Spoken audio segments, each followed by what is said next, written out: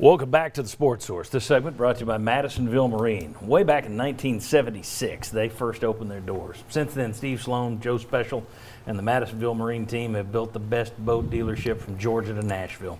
Their deals are so good they sell and ship boats all over the nation via madmarine.com.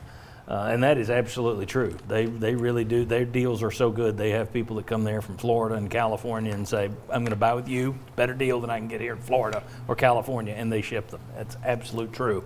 See for yourself just how good they are. There is no better place to buy a boat than Madisonville Marine.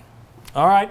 Let's welcome in the final member of today's panel down there, longtime sports writer, longtime member of the Sports Source family, Chuck Cavaleris. He's been over there doing show prep while we've been working. And in honor of the Masters, John, I was doing it with a golf pencil, so I'm ready, baby. I'm ready. I didn't know if you were dressed for the Masters, or is that your congratulations to the Baylor basketball team? I think I'm dressed for the Masters. All right, very good. As we said in the last segment, folks who've seen practices, even those who've been in there to see the closed practices, have told me, and they've told other reporters who are talking about it, that Brian Maurer seems to be making more high-end plays, but he's still tossing a few too many into coverage, a few too many picks. Chuck, he threw a lot of balls into coverage over the last 2 years, and I think the fact that he can make plays is why a lot of fans saw his upside and liked that. I think the coaches didn't like the fact that he made the mistakes that kind of counteracted that. If Brian Maurer wins this job, how are you going to feel about that? Are you going to feel? Are you going to be concerned based on what you've seen the last 2 years, or are you going to wipe the slate clean and trust this new coaching staff? Well, my number one concern is, can he stay healthy and avoid getting another concussion? Right. Which seemed to be it happened way too often. But you wonder, is he the best athlete back there? I mean, does he give you those things? And with Josh Heupel, he said more intangible than tangible. He wants somebody that's smart, will compete, and he wants somebody that's going to lay it on the line, and this is a quote, 365 days a year. So Brian Maurer I think he'll give you that effort, and he'll get the coaching that maybe you feel like you can help eliminate some of those, costly mistakes. I wonder, on the other side of the 365 thing, this is somebody who needs to put his phone away and get off social media, because since he's been here, he's had a lot of tweets that have, there's always some question about, is Brian Maurer transferring? What's up with Brian Maurer? What did this mean from Brian Maurer?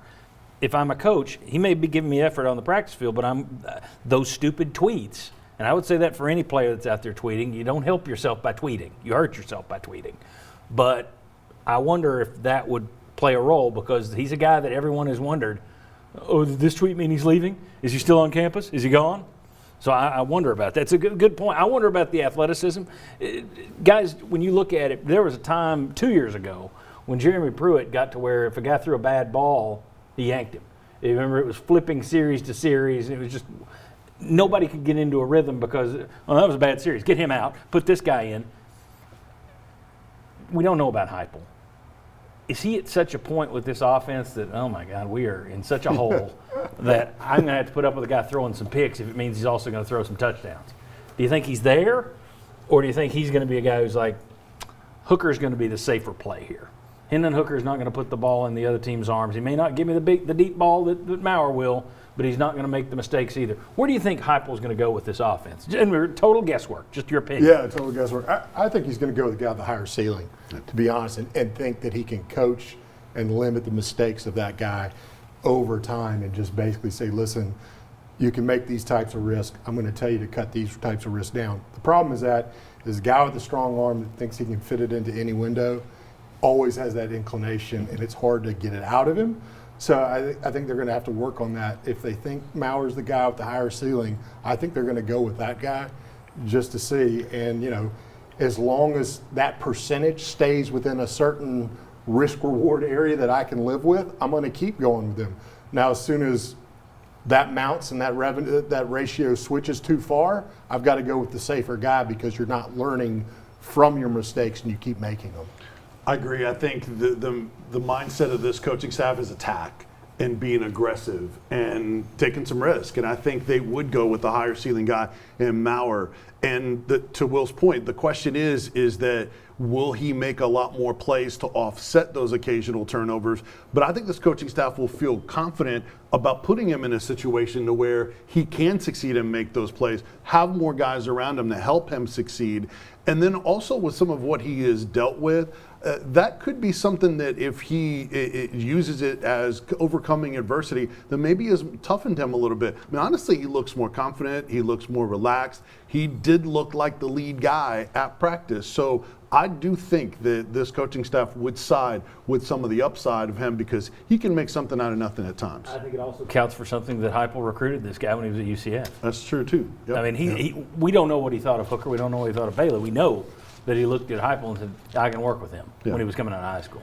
But I'm going to tell you, here's when it's going to get decided. Whatever comes out of spring, they're going to watch these guys in summer practice and weight with them and find out who's the leader there. Because if they all of a sudden see the guy on the lot team, but the team's following the guy that's a little bit safer, I'm going to take the guy that's safer.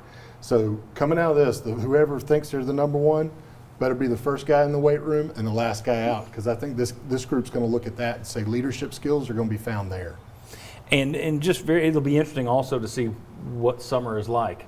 Is it going to be a more normal summer where a guy can get people together, the old let's get together and throw and that kind of, can you do that this year? Just quickly, don't want to make it sound like Harrison Bailey's got no shot at this. Again, they're rotating all these guys in and out, so we'll see. We're going by what we're hearing and what we saw from one practice. So could Bailey be the guy? Yeah. Could Hooker be the guy? Yeah. Could Maurer be the guy? Yeah, at this point, all of them could be. The only one I would put as a dark horse at this point would be Caden Salter because he's not out there. All right, when we come back, let's talk about the talent, as Vince just mentioned, around the quarterback, specifically the skill positions, running back, receiver. Come on back, we'll discuss.